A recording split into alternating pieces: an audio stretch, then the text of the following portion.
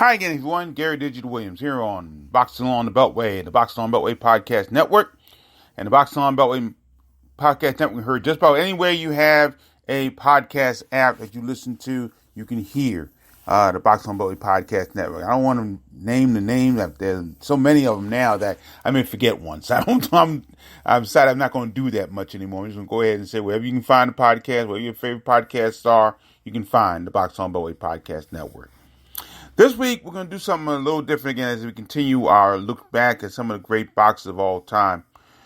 This one is going to be interesting because this is one of the boxers that is one of my all-time favorite boxers, but I never got to cover him because I started after he pretty much finished his career. And I always wanted to, never did, but boy, was I a fan of this man. And I think without him, we wouldn't even have a Beltway boxing scene here in this area because he influenced it so much. So I want to talk about him. And also we have two tributes that I want to give out. One of them I should have given out a couple weeks earlier because I knew about it and just didn't. I do apologize for that. But she was very instrumental in my life as far as boxing was concerned. And I really need to give her a tribute, a proper tribute. The other woman, was not in the Beltway boxing scene, so was off the subject a little bit, but she meant a lot to me early on and in my announcing career. So my public address announcing career, that is. So I want to talk about her as well. So those are our subject matters for this week's podcast. Boxing on Beltway Podcast Network brought to you as always by Real-Time Pain Relief. From boxers to ballerinas, for shoulder pain to muscle strain, everything in between. Boxing on the Beltway recommends Real-Time Pain Relief, the natural, plant-based, safe, fast, and effective ointment. Go to freepainoffer.com, buy $10 worth of Real-Time Pain Relief. You get a free $10 tube of Real-Time Pain Relief, the official pain relief of the 2020 Daytona 500. Rub it on, the pain is gone in real time. And by DeborahSpears.com, she has great weight loss tips, great jewelry, and great training methods. All Deborah, Debra Spears.com. Now, today, we're just going to speak from the heart and just talk about those three subject matters we talked about today. So I don't have any notes with me, so I'm just speaking from the heart in this situation. The one boxer that I always wanted to cover and never did, and I finally got a chance to meet him a few years ago, and it meant a lot to me just meeting him, and I know some of his family as well. I know his brother very well, but he's the one boxer that I never got to cover, and I always wanted to. I even covered one of his Olympic teammates as a pro, Louis Heidi Curtis, who's also in the 1976 Olympic team. But without this man, I don't think we'd have a Beltway boxing scene because his ability, his success, and his person who he was, really influenced this area for a number of generations. That was great to see. And we're talking about the one and only Sugar Ray Leonard. Now, Sugar Ray Leonard just recently celebrated a birthday, so happy belated birthday to the champion. 6-time world champion, Olympic gold medalist, one of the best boxers of all time. No question about that, Hall of Famer, of course. And I mentioned in our last podcast when I talked about the very first boxing match I ever covered, the fact it was at the Capitol Center, Muhammad Ali versus Alfredo Evangelista. The fact it was at the Capitol Center at that time, May of 1977, really continued a shift in what was going on in the boxing in this area, in the Washington, D.C., Baltimore, Virginia area.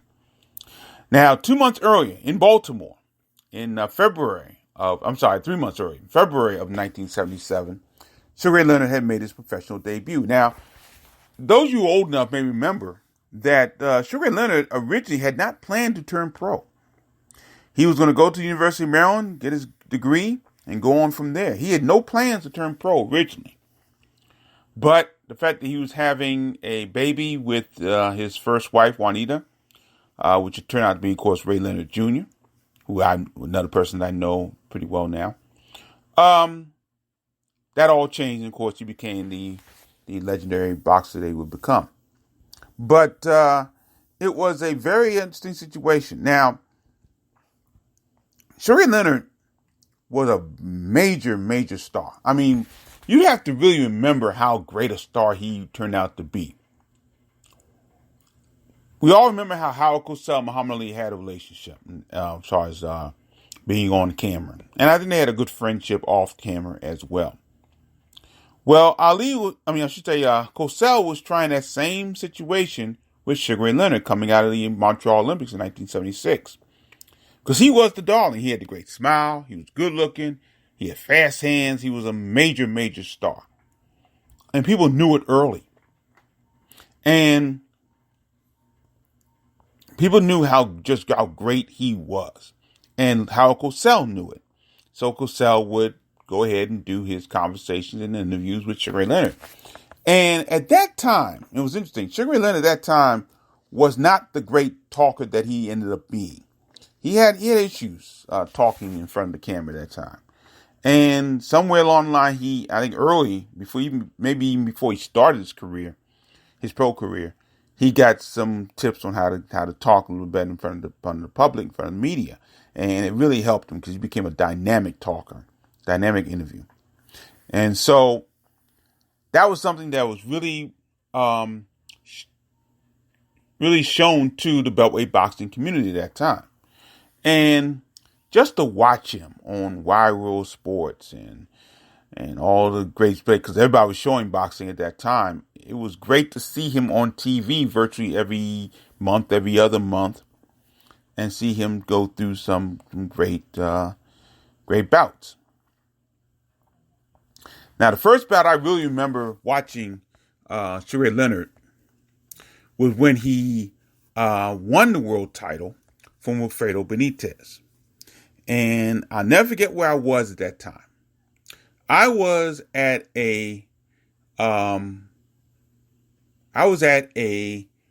diner in Colonial Beach, Virginia. And our basketball team, my high school basketball team, I was a junior in high school at the time. And my high school basketball team was playing a tournament down there. And myself and my friend Marvin Fauntroy, who many of you may know his father, Walter Fauntroy, Congressman Walter Fauntroy. But anyway, he and I went over to the diner and watched the fight. Now, on the undercard of that fight was a bout between Marvin Hagler and Vito Antuofermo. And so we watched the Benitez and Leonard fight from that diner. It wasn't a bar, it was a diner. And it was just so wonderful to see him win the world title for the first time, win his first world title. And of course, he would knock out Davy Boy Green at the Capitol Center, and that was a great event, no question about that. That was a sickening knockout of Davy Boy Green. And even when he lost the title to Roberto Duran in Montreal in 1980, it was still, it was still a great bout. I was a big Duran fan too at that time. Although I wanted Leonard to win, I was a big Duran fan. And I was sad that Leonard lost that fight. No question about that. I was sad about that. And our area really, really backed Sugar Ray Leonard that time. It really was great to see. And then he regained the title from Duran in the bout that everybody calls the No Mas bout in New Orleans. And we knew Sugar Ray Leonard was as high as he could ever get until, of course, the first bout with Leonard, with Thomas Hearns. And the fact that he fought all three of the other four kings, Roberto Duran, Thomas Hearns, and Marvelous Marvin Hagler, just another testament to his greatness as a boxer. Now, the other thing that Sugar Ray Leonard did, I don't know how much Sugar Ray Leonard did physically for this community. I really don't. I don't think he did a whole lot, to be perfectly honest with you. Not physically. But his presence was always here. And, of course, the Palm Park Recreation Center was renamed the Sugar Ray Leonard Boxing Center in his honor. That's where we used to have the Golden Gloves at one time. I do believe that the next two generations of Beltway boxers that came after him owe their careers pretty much directly to Sugar Ray Leonard. Talking about the generation that featured Simon Brown, Maurice Blocker. I'd put Robert Boo Boo Sawyer in that mix as well. And many others. Andrew Maynard. Because actually Sugar Ray Leonard managed Andrew Maynard at one time. That group. And then the group that I got involved with when I started covering boxing. A lot of the four kings we talked about last week. Keith Holmes, William Joppy, Shambe Mitchell, Daryl Coley, Mark Two Shop Johnson to an extent. They were, I would say Daryl Tyson probably. Although Daryl Tyson was more contemporary of Sugar Ray Leonard than anybody else really, but was closer to contemporary anyway. So it was a little different there. But the next two generations that came after Sugar Ray Leonard's time were really influenced by Sugar Ray Leonard. And even went down to people like Jimmy Lang. We talked about a few weeks ago. Jimmy Lang, one of the reasons why he was so excited to be on The Contender that first season was because it was co-hosted by Sugar Ray Leonard. And he knew how great Sugar Ray Leonard was. And I think another thing about Sugar Ray Leonard that people liked was the fact that he did this his way. He did not have one of the major promoters behind him like Don King, Bob Arum, people like that. He put together his own coalition, had his advisor Mike Trainer. Of course, he had people like J.D. Brown and Ollie Dunlap and people of that ilk. And, of course, his trainers originally were Dave Jacobs. Adrian Davis was involved in that with him as an amateur. And, of course, he had the great Angelo Dundee. So he did things his way. And it helped him throughout his entire career. And it was amazing to see. And I think there was so much of an influence of what Sugar Ray Leonard did in boxing that really, really shaped what this Beltway boxing community was going to be, because everybody wanted to be like him. People that boxed in this area, and I think maybe even to this day, there are people who want to be like Sugar Ray Leonard in this area. He was the man. No question about that. Now, do I think he was the greatest boxer out of this area? I don't. And to tell you the truth, Sugar Ray Leonard doesn't either.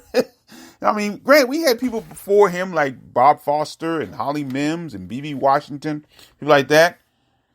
But even Sugar Ray Leonard said the greatest boxer to ever come out of this area was Mark Two Shop Johnson. He said that when Mark Two Shop Johnson went into the Hall of Fame, Leonard himself, out of his mouth, said that Mark Two Shop Johnson was the greatest boxer to ever come out of the Washington area. And I go with that. He was the greatest boxer I ever saw in this area, Mark Two Shop Johnson. But it was Sugar Ray Leonard's influence, his presence, his ability, his demeanor, his style, his ability to be interviewed, his interviewing ability, and his interviewing ability when he became a commentator, that really set the standard for everything we do here in the Beltway boxing area. And I just want to take a moment to really just thank him for that, because he really brought to light what we do in this area and has kept us and started us going on a serious roll over the last 30 years. And I'm very proud to say I'm part of that. No question about that. So that's my little tribute to Sugar Ray Leonard, and thanking him for the great thing. And after his birthday has he celebrated the birthday, I just wanted to pay homage to him this week. Now, a couple of tributes. First tribute, like I said, we should have done this earlier. I didn't really do it. I do apologize for it. I have done it on the blog, Boxing on the Beltway. I did a full tribute to her. But this woman will always go down, in my opinion, as the first lady of the amateur portion of Beltway boxing. Her name, Brenda Davis. Brenda Davis recently passed away. She had been ill for quite some time. We had talked about a couple of times, sending our thoughts and our prayers and our well wishes to her and, of course, her family. One of the first families of Beltway boxing, the Davis family. Of course, the legendary trainer Adrian Davis, his two sons who were great boxers, Victor and Demetrius Davis. Demetrius also known as Vaughn Davis, for those who don't know, and also their daughter Vita. Brenda Davis was a remarkable, remarkable woman. She was the one that helped me get my feet wet as far as amateur boxing was concerned. As some of you know, when I first started boxing on the Beltway in 2000 and late 2005, I didn't even want to cover the amateurs because at that time, the pros were really starting to kick in gear. And I had a full-time job, and I really didn't think I had a lot of time to deal with it. But what I would do with the amateurs was I'd announce them. As my public address announcing career got going, I got into a little bit of demand as far as doing announcing other events and doing other voice situations. And I started doing ring announcing for amateur boxing. Now, most of the time in amateur boxing, the ring announcer does not stand in the ring. He or she does it from ringside. And prior to me doing that, Brenda Davis would do it. And so I don't know how. I'm not sure I don't think she minded me coming into the situation, especially when she found out I knew what I was doing. At least I tried to know what I was doing. And she was a big help in being able to know what I was doing, in all honesty. You know, she and I would have these signs and she'd tell me who'd win or lose and so forth. But she was a big help to me on that one. But she was a bigger help to the amateur boxing scene in this area. Now, we talked about Sugar Ray Leonard and another boxer from this area who had a world title shot by the name of Derek Holmes. Miss B, as everybody called him, Miss B would have bake sales. And the bake sales would help boxers like Sugar Ray Leonard and Derek Holmes get to nationwide, sometimes worldwide tournaments. Help them. There's one particular incident when she had a bake sale to help Sugar Ray Leonard and Derek Holmes go to the Pan American Games. Okay, so her influence in amateur boxing in this area and across the country, because she was one of the first females to head a branch of USA Boxing. She was the head of Tony Valley Association USA Boxing for a number of years. And she would handle the amateurs, and Adrian would be involved with the pros primarily. And of course, Adrian trained so many world champions. I mean, a number of the world champions in this area. Keith Holmes at one point. She trained Isra Gergera Wynn, the women's champion. William Joppy, Shambe Mitchell. These are just some of the boxers that Adrian Davis trained. Asim Rahman, Johnny Tapia. He trained Johnny Tapia at one point. So Brenda would handle the amateur side. She also handled the duties primarily, or part of the duties, not all of them, but part of the duties of having Round 1 Gym. Now, Round 1 Gymnasium is one of the legendary gyms in this area. I do say in this area because it was in a number of places in this area due to financial situations. It was in Clinton, Maryland at one point. It was in Bladensburg, Maryland, near Fort Lincoln Cemetery, where I used to go over there and visit. And a lot of boxers came out of that gym. Again, a number of them were champions. A lot of them were not. But what they looked at, Adrian and Brenda Davis looked at, was the fact that they were keeping a lot of these kids off the streets and guiding them in the right path. So even if they didn't become great boxers later on in life, they became great people. And that was a great thing about Round 1 Gymnasium, no question about that. And one of the great things about Brenda and Adrian Davis, they were married, I think, 53 years. And you could find no better couple than the Davises. You really couldn't. You couldn't find any better couple than them. And you couldn't find any better woman as far as boxing is concerned, or person is concerned, was Brenda Davis. She was a tremendous woman. Loved her dearly. And it was really, when she had started suffering the problems with Alzheimer's, it was really just hard because she was a no-nonsense lady. And she was a great lady. And we are definitely going to miss her in this area. She was a fantastic person.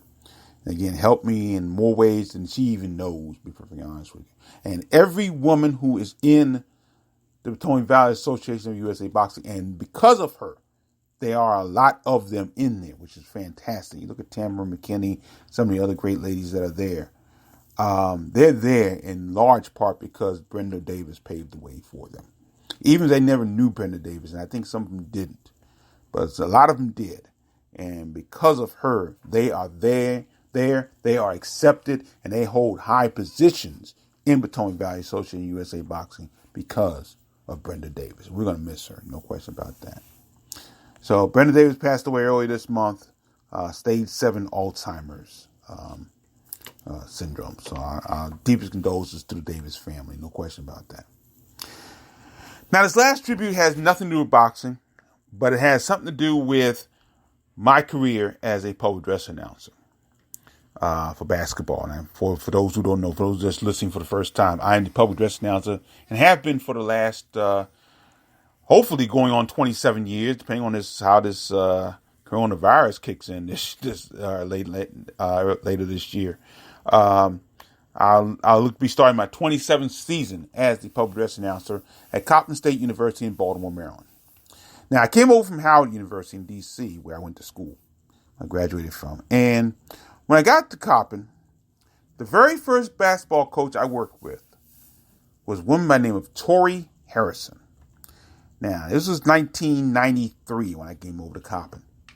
And when I came over there, the women's basketball team, she was the head coach of the women's basketball team, and they had come off an excellent year. They were 20-9, won the regular season in the Mid-Eastern Athletic Conference, and Tori Harrison was the coach of the year in the Mid-Eastern Athletic Conference that year. Now, I knew the name Tori Harrison because she was one of the best basketball players, to ever come out of Baltimore City. I've been following high school and been part of high school basketball coverage for a number of years. So, like I know a lot of things about the Beltway boxing scene, I know a lot about the Beltway basketball scene, especially at the high school level, because I've been covering it for a while. And so the name Tori Harrison was very familiar to me. She was an outstanding player at Towson Catholic High School in Baltimore. There was a male player that came out a little bit later on out of that same school. I'm sorry. He came out of St. Francis. That's wrong. I was thinking Mark Karcher, but he didn't come out of Towson Catholic. He came out of St. Francis. But anyway, she came out of high school, and there's an article about it in the Baltimore Sun. She came out of high school the same year that a guy by the name of Reggie Williams came out of Dunbar High School in Baltimore. Reggie Williams ended up going to Georgetown, and of course, in 1984, won a national championship. Tori Harrison ended up going to another outstanding basketball program on the women's side, the Lady Texters of Louisiana Tech. And she played under Leon Barmore at that time. And she was one of the greatest players to ever come out of Louisiana Tech when she was done. She went well over 1,000 points, well over 1,000 rebounds in her career. She's still in the top 10, I think, in scoring at Louisiana Tech. She still holds the all-time career record for block shots on that team, in that school. And she went to 3 Final Fours, went to 1 national championship game, lost that game to Tennessee, and was MVP of her team 3 of her 4 years that she was there. And in her senior year, 1987, she was known as the best female athlete in the state of Louisiana in 1987. That's how great a basketball player Tori Harrison was. Now, unfortunately, though, she came a little early, and she did not get an opportunity to turn "quote unquote" pro. There was no pro league here in the United States, and there were actually very few pro leagues overseas at that time. Women's basketball had not taken hold overseas at that time. So she didn't get a chance to play pro, but she ended up coaching. And she coached for Wake Forest and coached for a number of teams around the country. In 1992, she came to Coppin State. In 1993, I met her. Very nice woman, kind of quiet, kind of quiet. Wasn't the most talkative sort I've ever met, but really a good person. Really good person and an excellent basketball coach. He really was. Her teams at Coppin did not really reflect that, unfortunately. They just didn't have a boatload of talent, but not compared to what they would have later on, I should say. Let me kind of clarify that, because they have some great talent later on, and Tori kind of set the stand a little bit for that. But she went on to coach at a number of places around the country, including she was assistant coach at George Washington for 5 years. I think it's one of the times I saw her. I was at a George Washington game, got a chance to see her again, and then she head coached again at Rider University until she had to resign in 2007. The reason why she had to resign, because she developed a physical ailment, a disease known as Machado-Jensen, I think it's called, Machado-Jensen syndrome. Very rare, but it's a genetic disorder, and it went through her family. Her father passed away from the same disease, as did her brother, who was a very solid player at one point as well on the men's side. And she, in fact, distracted too. She was very tall. She's about 6'4". And I don't know if it influences tall people. I'm not sure. But it's genetic, apparently. So, like I said, the father had it and the brother had it. And early this month, May 1st to be exact, Tori Harrison passed away of that disease. I had a chance to see her. I think I saw her, I would say about 4 years ago, I think it was. And I remember she was walking with a walker. And she could not walk very well. And that was the last time I saw her, was that day. And it was great to see her back we were in the physical education complex by that time. She coached in the days of Coppin Center. And so it was really, sad to see her in that situation, of course, but I didn't know what it was. I thought I heard it was multiple sclerosis, but it wasn't. It was Machado-Jensen syndrome. And it was tough. Tough to hear about her passing this month, early this month. I actually heard about it just this past week, but it happened early in the month. She was a very nice lady. Again, a very quiet person off the court. Very good coach, great basketball mind. And she was very, very great to be around, and I'm sorry to see her pass away. So I want to give my tribute to her as well. Tori Harrison, again, one of the great names to ever come out of Baltimore, male or female, ever come out of Baltimore as far as a basketball player. They become a very solid coach in her time as well. Well, that'll do it for another edition of Beltway Boxing, the Boxing on Beltway Podcast Network. We're brought to you once again by Real Time Pain Relief.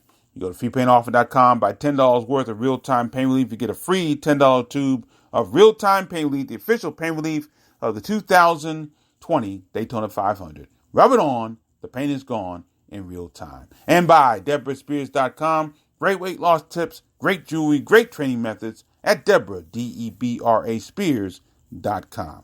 Once again, we thank you so much for joining us here on the Boxing on Beltway Podcast Network. We'll do more of these tributes until we get some boxing going on in our area. Until then, thanks for joining us. Always remember to keep supporting the best boxing in the world, the boxing along the Beltway. Thanks for listening.